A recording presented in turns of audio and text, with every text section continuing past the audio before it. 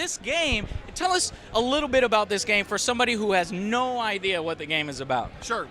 We're bringing space combat back in a big way. So we're talking, you guys are familiar with Wing Commander, X-Wing, Privateer, Free Space. So Free Space 2. Yeah, Free Space 2. This is a genre that has been, dormant for far too long, and it's certainly not been forgotten. I certainly have forgotten it, and, we're going in, and we're head on. Hell yeah, man. I say fuck yeah. Man, it's so good to see the return of a space combat game. Now, this is PC only? Is it going to be on any of the consoles? Possibly. I mean, we're showing it at the floor here, and you can play with a controller, Xbox controller. We support mouse and keyboard. It is a PC game, yes. But our hopes and dreams, for all you people out there, email your congressman or your senator. Say, we want Soul on Xbox 360, we want it on PSN, we want it on every platform imaginable.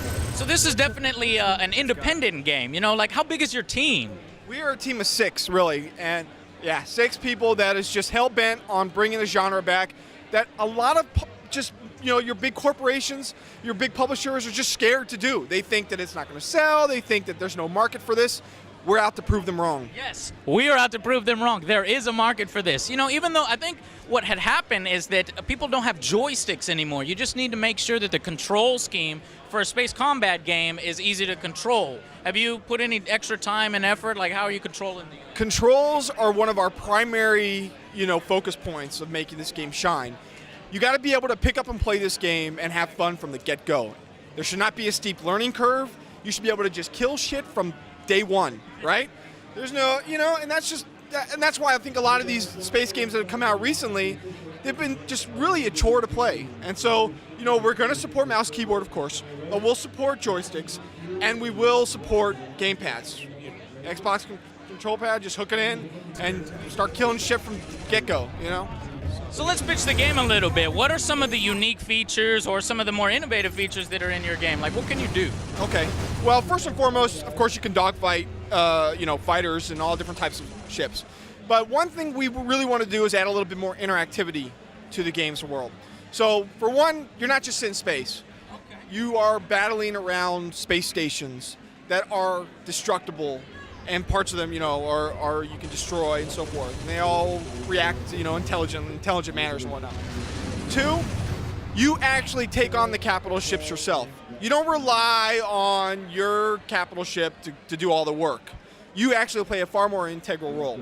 How do you do that? Well, we got 2 things that we're actually demoing today. For one, you can scan enemy ships and find weaknesses. So like capital ships, you can scan and the armor. Yeah, so like the armor plating will actually appear to be destructible, and then you go in and shoot those pieces off, and everything is destroyed. Like the armor pieces come off of the capital ship. And you see like individual decks or like hull damage and stuff like that? Like you do like get to see like destroyed parts of the ship, yeah. And then 2, you can actually hack in to an enemy ship and actually alter its AI. So you can turn like all its weapons to friendly, and they'll help you out for a limited amount of time.